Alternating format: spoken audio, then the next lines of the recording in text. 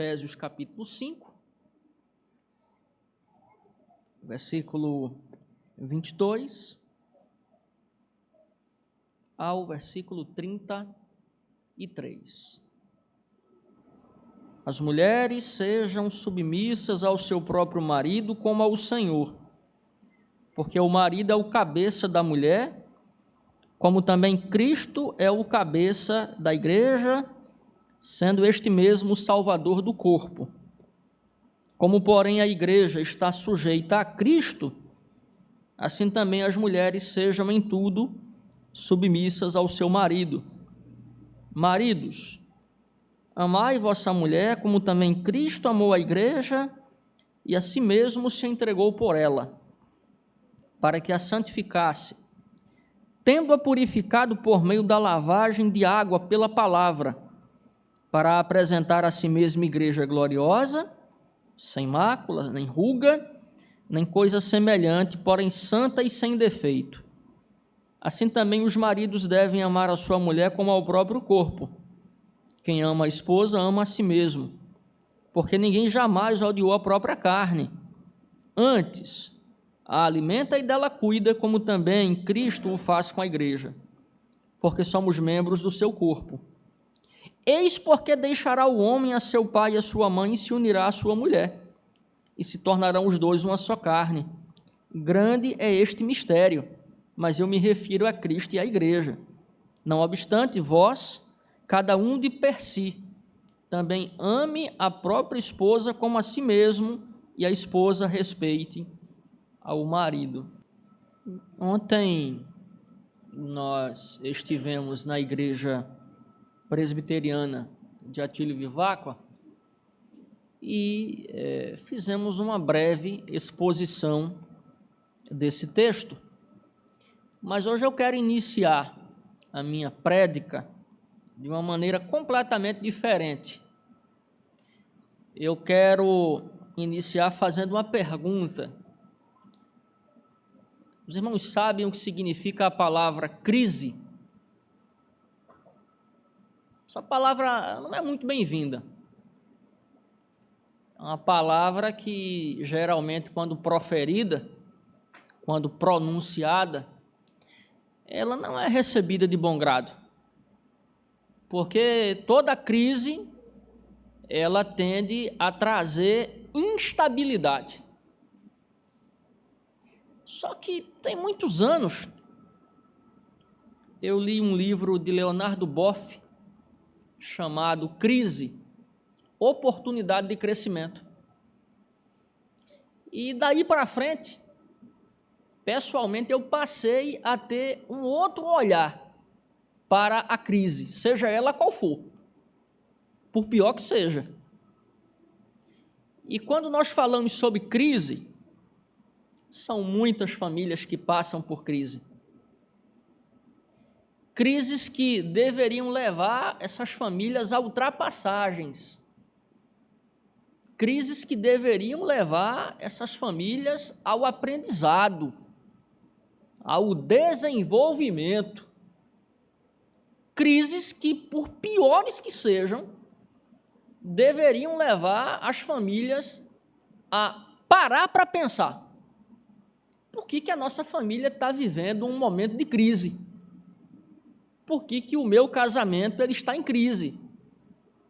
Por que o vínculo que eu tenho dentro da minha casa, que deveria ser o lugar que eu mais deveria amar, ele está atravessado por essa tal da crise?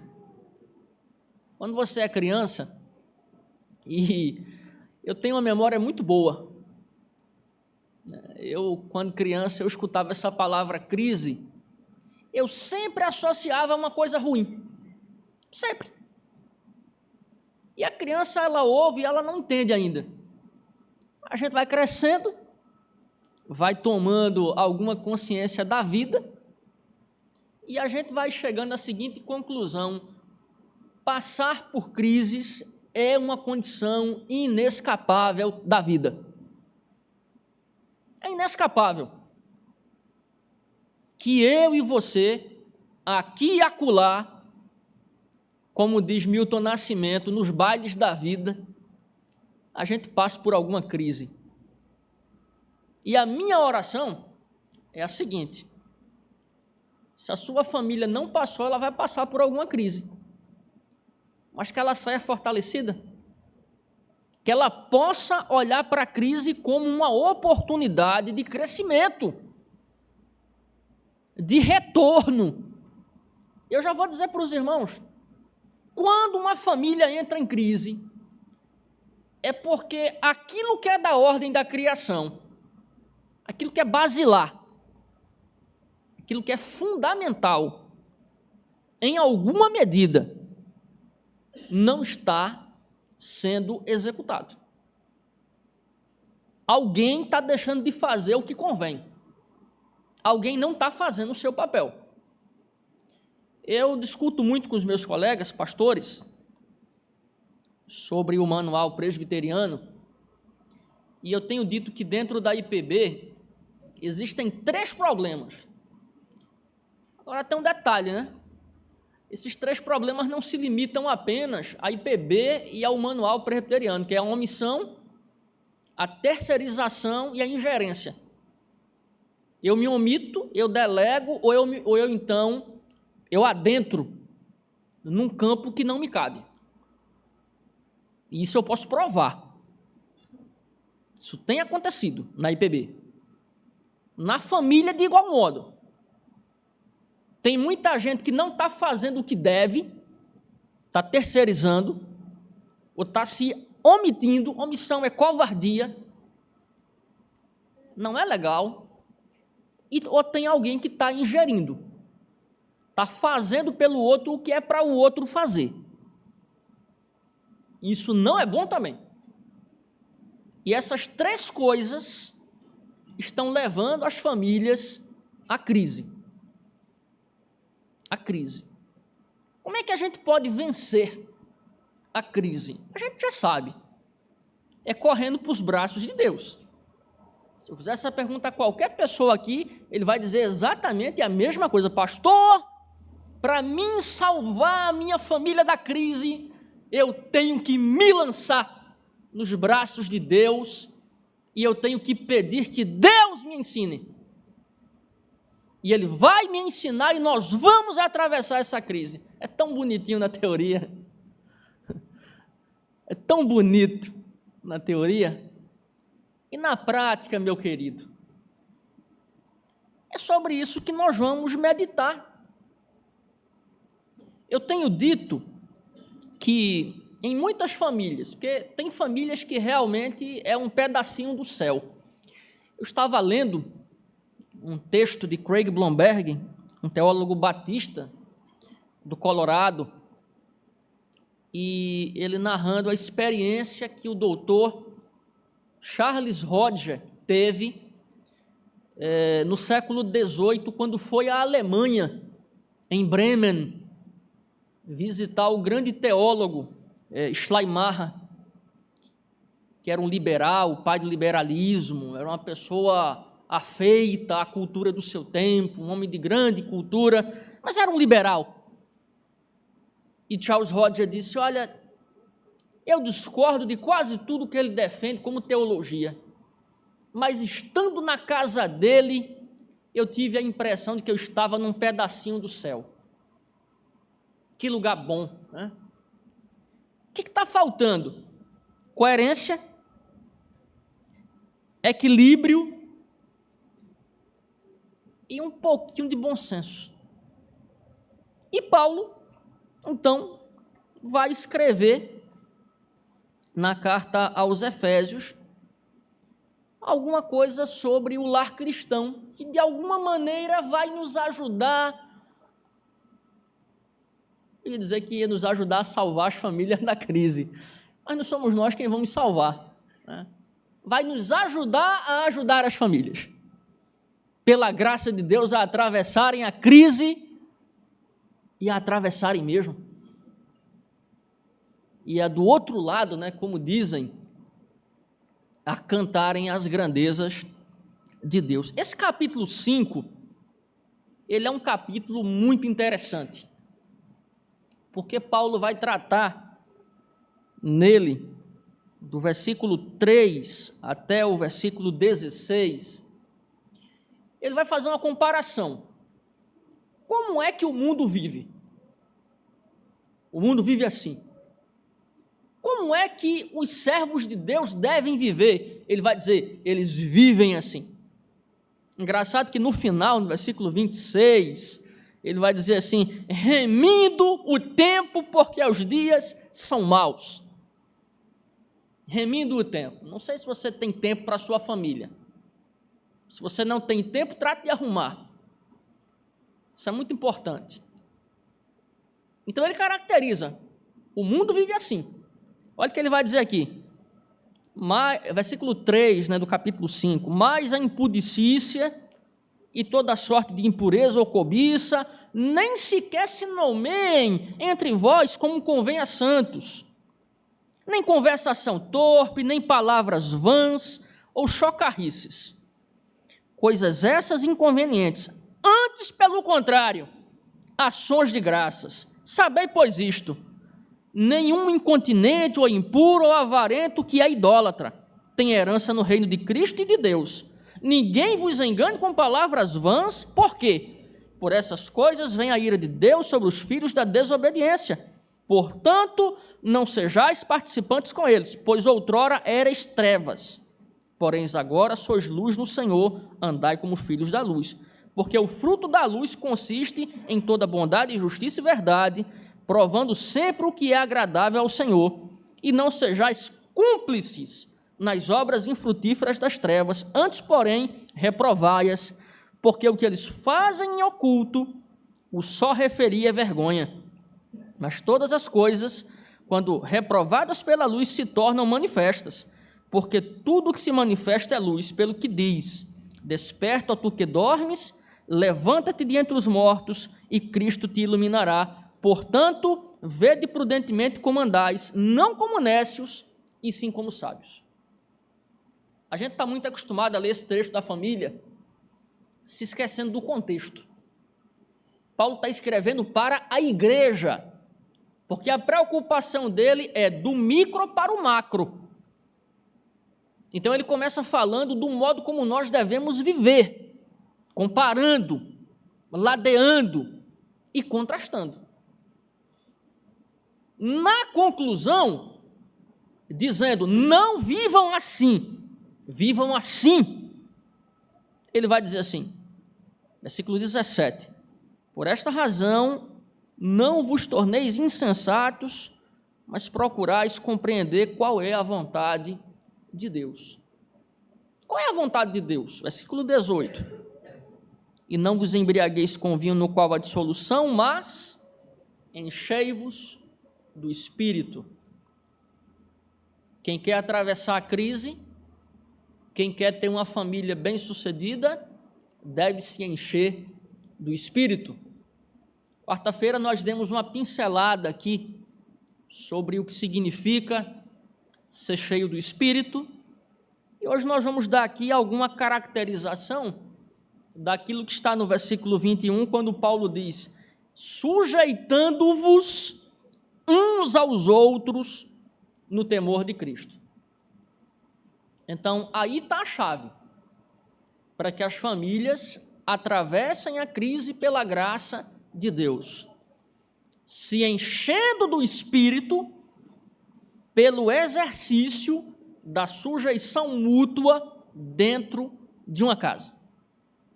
Mais que uma casa, dentro de um lar. E é aí que Paulo ele vai inserir, então, as suas recomendações, as suas prescrições sobre como cada um não deve se omitir, não deve terceirizar e não deve se ingerir naquilo que compete ao outro. Ele vai dizer que cada um tem um papel dentro da casa. Então, o marido não delega a mulher não delega o marido, o que é dela, obviamente. Nenhum se omite. E outra coisa, nenhum vai se ingerir. É difícil, né? É difícil. Mas é o que a Bíblia diz. Você pode até não concordar comigo, mas é o que a Bíblia diz. Ele estabelece deveres que competem a um, deveres que competem ao outro, e que, se ambos fizerem a sua parte, ele só vai falar dos filhos no capítulo 6.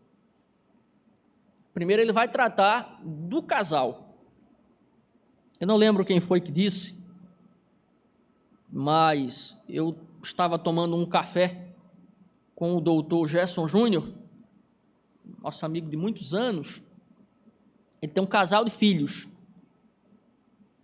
E alguém estava falando alguma coisa assim, umas senhoras que os meus filhos são a minha prioridade. E ele disse assim: Jefferson, está errado. Está errado. A minha prioridade é o meu casamento. É a minha esposa, eu sou a prioridade dela, e os filhos, eles são a prioridade do casal. Olha que coisa interessante. Sabe por quê? Seu filho vai casar, ele vai embora, vai ficar você e quem? Você e seu cônjuge. Nem tenha, né, esse pensamento platônico de pensar que o filho não vai embora. Ele vai embora. Ele vai embora. Ele vai formar a família dele. Ele vai viver a vida dele. E vai ficar você e seu companheiro, você e sua companheira. Está na Bíblia. Por essa razão deixará a casa do pai e da mãe. Alguns ficam, né, para cuidar da mãe, do pai, na velhice, mas não é a regra. A regra é emancipar-se para formar seu núcleo familiar. E lá Paulo vai dizer aqui, ó, as esposas devem ser submissas ao marido. Paulo inicia sua exposição sobre a sujeição mútua dizendo que ela deve acontecer no temor de Cristo. Então olha que coisa interessante. Casou, né? Está vivendo dentro da mesma casa. A primeira pessoa a quem você vai prestar contas não é o seu cônjuge. Não é. A primeira pessoa a quem você vai prestar contas é Cristo. É no temor de Cristo. É por temer a Cristo, é por obedecer a Cristo. É por saber que Cristo reina sobre a nossa vida. É que a mulher tem que ser submissa ao seu marido. Ou seja, numa vivência conjugal onde o temor de Cristo é o padrão que regula essa vivência, a mulher que ela é cristã, porque a gente está falando de mulheres cristãs, né? Hoje a mulher ela quer viver do modo que bem lhe cabe. As mulheres não cristãs, tem uma palavra muito forte hoje, né, que é a palavra empoderamento. É a palavra emancipação. Eu faço o que eu quero, eu vivo como eu quero, então não case. Né? Tem até o tal do relacionamento aberto. Tem até hoje essa modalidade. Mas disso que Paulo está tratando. Paulo está tratando de um lar cristão, da vida cristã do lar. E por que a mulher ela tem que ser submissa ao marido? Ela tem que ser submissa ao marido porque está na ordem da criação. Adão ferrou todo mundo quando comeu do fruto, angariou para si uma sorte muito grande de problemas, e um dos problemas que ele angariou foi o seguinte, é que a mulher constantemente se voltaria contra ele. E ele disse, mas a ti compete dominá-la, governá-la. Depois a gente vai ver que esse governar não tem absolutamente nada a ver com autoritarismo, nada a ver. Tem a ver com ser um representante de Deus dentro daquela casa. Mas a mulher, ela naturalmente, ela tem uma modulação na caminhada histórica, onde ela constantemente, ela vai pretender de alguma maneira controlar seu marido. Não sou eu quem estou dizendo, é a Bíblia, é Deus quem está dizendo. Ela vai se voltar contra você. Mas Deus disse a Adão, a você compete dominá-la, meu querido, com sabedoria, com inteligência, sobretudo no temor de Cristo. Ao afirmar que a esposa deve ser submissa a seu marido, Paulo usa o verbo no plural, sejam. Sejam. As mulheres sejam.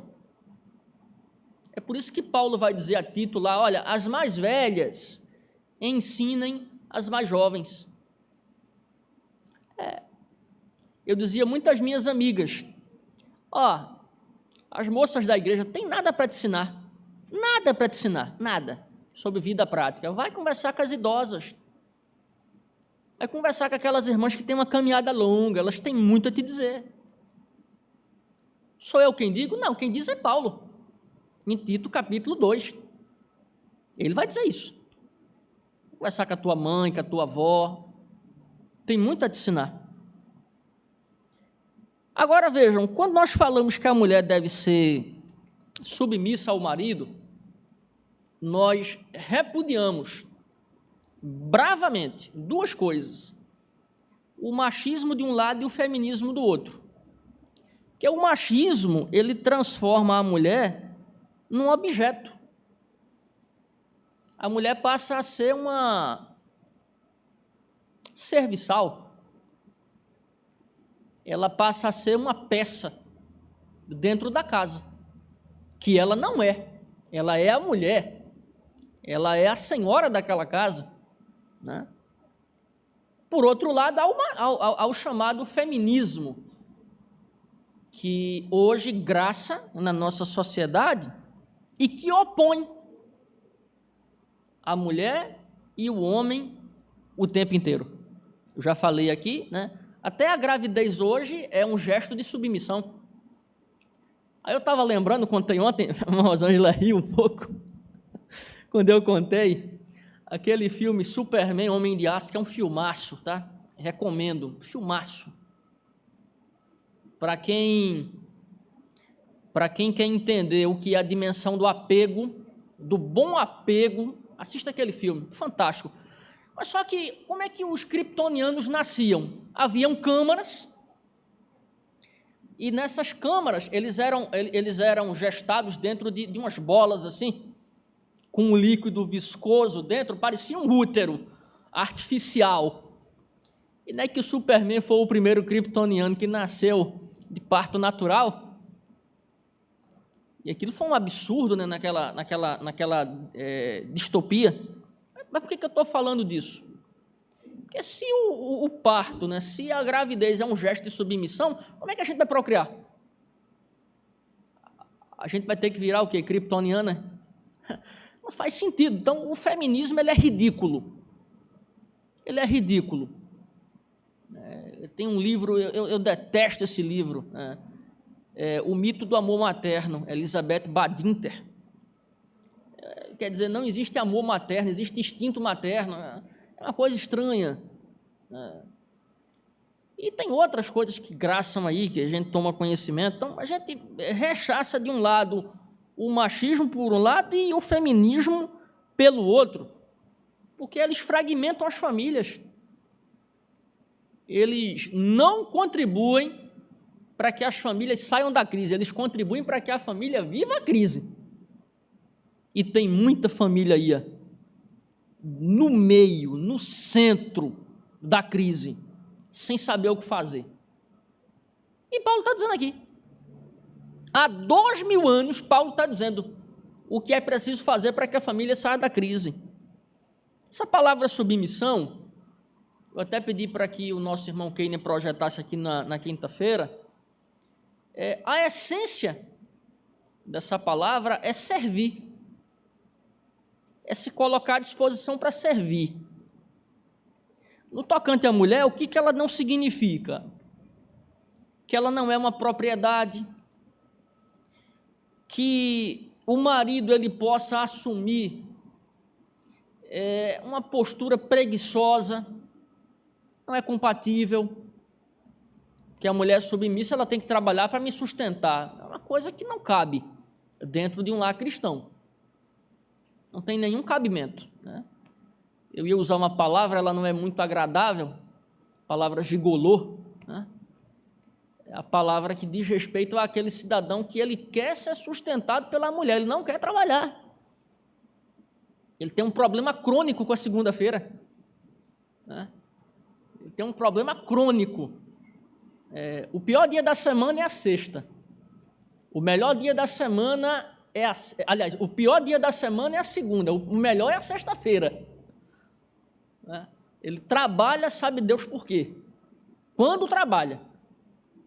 Então, a mulher ser submissa não significa que ela tenha que trabalhar para mim ficar em casa.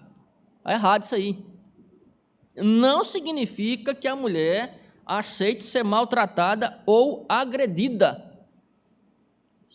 Tem um termo hoje usado muito pela psicologia e pela psicanálise, que é o tal do relacionamento tóxico. Se o marido bate na mulher, é claro que é um relacionamento tóxico. Quer dizer, de protetor agora é agressor? De defensor do lar, ele agora é o promotor da violência dentro do lar? E eu posso falar assim com reservas, né? Eu posso falar assim com muita propriedade, porque eu sei o que eu vivi dentro de casa com a minha mãe e vivendo com o meu pai. As imagens estão muito claras na minha mente. Isso não é submissão. Submissão significa respeite o seu marido e honre o seu marido. Respeito e honra. Eu quero dizer para os irmãos que uma mulher respeitável e honrosa é uma mulher digna, e uma mulher digna de ser, inclusive, elogiada. Literalmente. Se você respeita o seu marido, se você honra o seu marido, você é uma bênção na vida dele. Tem mulheres que não são uma bênção na vida do marido. Tem mulheres que não são uma bênção. Elas são, eu vou usar a expressão aqui, um problema. Tem maridos que o grande problema da vida dele é a mulher. E por isso a família vive em crise. Tá certo? Eu tinha uma irmã, conheci uma irmã, que ela vivia o tempo todo arrumando doninhas, né, para o marido. E um dia eu falei para ela, irmã, da próxima vez que a senhora fizer essa declaração, a senhora vai ter que provar. Porque se a senhora não provar, a senhora vai ser disciplinada por difamar o seu marido. A senhora não fique arrumando prostitutas. Eu usei doninha para não usar a palavra prostituta. Seu marido. Isso não é legal. Seu marido é uma bênção. Seu marido é um homem crente.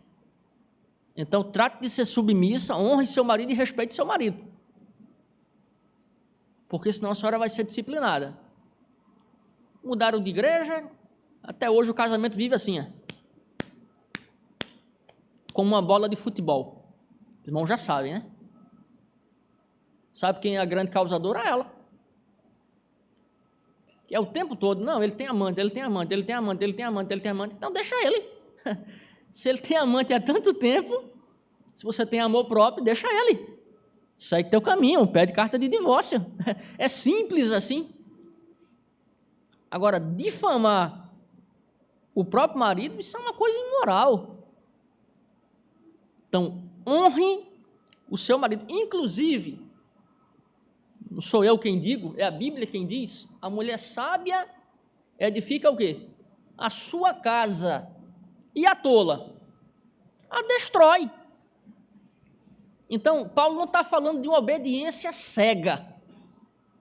Nem a Cristo a gente deve obediência cega, não. A Cristo nós devemos obediência irrestrita. Irrestrita, cega não. Porque o que ele manda a gente fazer, ele nos diz por quê. Então, o que a gente aprende aqui? Que a vida cristã no lar envolve sabedoria, capacidade de adaptação e boa vontade. Uma mulher submissa, ela tem que olhar para Cristo. Quando o pai disse assim, desça e morra por aqueles que você vai comprar para mim. A resposta de Cristo foi, eis-me aqui. E ele veio, morreu e nos comprou para Deus. E nós somos o quê? a sua noiva. Nós somos a sua esposa. Então, a mulher deve olhar o tempo todo para Cristo. Tanto é que a submissão é no temor de Cristo. É a Bíblia quem diz. Aí Paulo continua. Já que a sujeição ela é mútua, ele agora vai falar sobre os maridos. Como eles contribuem ou devem contribuir para que as suas famílias saiam da crise, para que elas sequer entrem. Os maridos devem amar sacrificialmente a sua esposa. Veja que Paulo contrapõe. A mulher, ela deve obedecer, deve honrar, deve estimar o seu marido. Tem pessoas que dizem assim, mas aquela mulher elogia tanto o marido dela, é melhor ela elogiar o marido dela do que elogiar a mulher do vizinho, o marido do vizinho, da vizinha. Deixa ela elogiar ele, tá bom, é joia. E ele trata de amá-la, está aqui, Paulo vai colocar. Agora veja, Paulo vai falar aqui que esse amor, ele não pode ser um discurso vazio. Os irmãos vão lembrar agora do reverendo Mário Sérgio, ele até mandou um abraço para a igreja. Roberto Carlos tem uma música que ele diz assim: eu te darei o céu, meu bem, e o meu amor também, né? O céu ele nunca vai poder dar. E o amor, às vezes, é uma palavra vazia. Mentira, né? Mentira. Quero até lembrar o nosso irmão Guilherme, por esses dias vai casar, né? Quando vier aqui à frente, lembra dos votos. Lembra dos votos. Eu vou estar aqui, significa nada. Agora, o eterno Deus, eu te darei o céu, meu bem, e o meu amor também. É discurso vazio. É discurso vazio. Muitas vezes é discurso vazio. Porque o cara diz que ama a mulher e bate nela. Diz que ama e maltrata. Um dia nós estávamos no seminário e tinha um colega, ele casou e uma semana depois foi para o seminário. A gente jogando uma bola ali e tal. Pastor Irineu passou, era próximo das 18 horas, chamou ele e disse assim: fulano, tudo bem? Tudo bem, pastor? O que você está fazendo aí? Não, a gente está jogando uma bola. Meu filho, você casou a semana passada, já passou a manhã toda aqui, a tarde toda aqui, e a sua esposa sozinha, vá para casa, vá. Aprenda com esse velhinho. Tá certo. Que saudade do velhinho, né? Que saudade do meu velhinho, reverendo Irineu. Tá certo, o cara passou a manhã toda no seminário, passou a tarde batendo bola lá no Baba, né? Chamava o Baba, né? Você vai para casa, meu filho. Você tem família agora. Deixa os solteiros aí, eles jogam até o dia acabar. Você trata de ir para casa. Eu te darei o céu, meu bem, e o meu amor também. O amor é o quê? Ficar sozinha lá no apartamento. E ele estudando e jogando bola. Paulo, como sempre, recorre ao exemplo de Cristo. Cristo disse assim: eu amo a minha noiva, vou provar. Morreu pela noiva.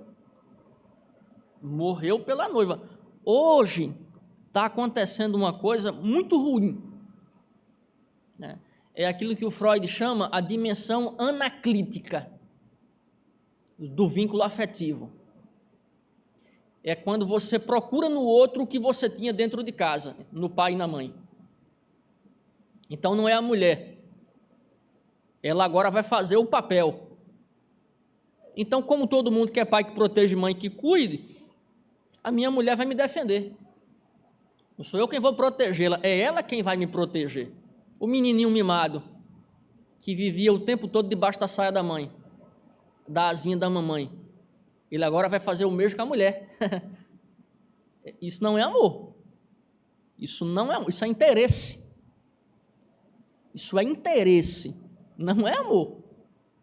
Não é disso que Paulo está tratando. Paulo está tratando de uma decisão, de uma vontade expressa. O Rubem Alves, não sei se os irmãos conhecem, já morto já, desde o ano de 2014, ele disse que quando uma pessoa vai casar, só tem uma pergunta que ela tem que fazer. É se ela vai ter paciência de conversar com aquela pessoa para o resto da vida. É o que mais a gente escuta, tá, no setting terapêutico. É pessoas que não conseguem se ouvir. Mas não disse lá atrás, né? Eu te darei o céu, o meu bem e o meu amor também? Mentira, né? Mentira. Em boa parte dos casos, é mentira. Casa por qualquer coisa. Casa até para dar uma satisfação. Mas não casa por amor, porque Paulo está dizendo aqui que tem que casar por amor. Ninguém morre em nome de alguém ou por alguém sem amar. Isso aqui é altruísmo. No versículo 28, Paulo vai dizer assim: assim também os maridos devem amar a sua mulher como ao próprio corpo. Quem ama a esposa, ama a si mesmo. Então, como é que o marido tem que amar a mulher? Como parte dele. Vamos voltar para a ordem da criação? Essa agora é o quê? Osso dos meus ossos e carne da minha carne. É tão forte isso que a mulher e o homem saem da casa do pai. Olha só, na casa da minha mãe tinha comidinha, né? Tão gostosinha, né? Roupa passada, uma tranquilidade. Eu vou deixar de estar debaixo da autoridade do meu pai e da minha mãe para casar com a mulher. Vou formar uma nova família. Como é que vai ser lá, hein? Será que a cidadã sabe cozinhar? Isso é uma pergunta importante, irmãos. Isso é uma pergunta muito importante. Tem aptidão, né, para estar na beira do fogão fazendo aquelas comidinhas gostosas, né? Estava lembrando aqui da nossa irmã Odileia, né? Ela faz uns purezinhos que é um negócio assim de Deus, tá? Uns bolinhos de taioba, nossa, coisa celeste. Tem que saber, né? Para agradar o marido. Não custa não, aprender não, para agradar. Aí Paulo vai dizer que com relação ao marido, ele tem que amar a esposa porque ela é parte dele. Os irmãos vão lembrar que eu falei a semana passada que o divórcio é uma amputação? Divórcio é amputação. Então quem ama cuida, quem ama respeita. Quem ama faz por onde conviver. Veja, Paulo não está dizendo aqui que a mulher não deve amar o marido. Isso é um erro exegético que muitos cometem. O que ele está dizendo é que o amor do homem é diferente. Ele é sacrificial. Quem tem que sofrer o dano é ele. Se tiver que escolher, ou eu sofro ou ela sofre, eu sofro. Está aqui. E mais, porque ninguém jamais odiou a própria carne, antes a alimenta e dela cuida. Então, se eu cuido de mim, eu cuido da minha esposa. É assim. É isso que Paulo está dizendo aqui. Ele vai dizer, ele não deve amá-la como ele ama apenas o próprio corpo, mas como sendo o próprio corpo. Ainda no versículo 29, o apóstolo Paulo vai usar a palavra ódio. Como é que uma pessoa pode odiar a companheira com quem convive? Aí alguém diz assim, mas pastor, mas é ódio mesmo? Mas e os maus tratos, é o quê? E essa incidência tão grande de feminicídios é o quê? De ter que se recorrer a Maria da Penha, é o quê? Por que a coisa tomou esse contorno? Porque não estava havendo amor. Onde há amor, a liberdade, onde há amor, a paz, onde há amor, a alegria, onde há amor, a gente sempre chega a um denominador comum. O senhor está falando, pastor, que a casa tem que ser um paraíso. Nunca vai ser. Um paraíso, não. mas tem que ser, no mínimo, um lugar onde eu me sinto bem. Pergunta ao presbítero Osmar quando ele viaja. Foi para a China. Doido para voltar para casa. Ele já foi pensando em voltar. É assim ou não é, presbítero Osmar? É. Não tem lugar melhor, né? Está lá Késia, está lá Bianquinha, está lá Filipão. E vamos viver a vida cristã do lar. Isso é uma bênção de Deus. É assim. É assim ou não é, Edinho? É assim. Louvado seja Deus. No versículo 33, Paulo vai dizer assim: não obstante vós, cada um, de si mesmo, também ame a sua própria esposa. É a esposa, não são as esposas. A esposa. Mais uma vez, Paulo bate nessa tecla. O casamento é um vínculo formado por dois, e aí vem os agregados, que são os filhos. Mas a ideia é o casamento perfeito. Respeito e honra, amor. Vamos formar um bloco e vamos compartilhar a vida. Então, o que a gente aprende aqui? Que a vida cristã do lar envolve responsabilidade, comprometimento e uma decisão diária. A pessoa tem que querer. A pessoa tem que desejar. No caso dos homens, eles devem fazer o mesmo exercício que as mulheres, olhar para Cristo. Cristo casou com a igreja, cuida dela, alimenta, por meio da palavra, por meio de oficiais, por meio dos sacramentos, por meio da presença do seu Espírito, que o homem trate de fazer o mesmo, para que em tudo isto o temor a Cristo seja manifesto e a glória de Deus possa reinar dentro daquela casa. Eu vou finalizar, mais uma vez, voltando para o que eu falei no início.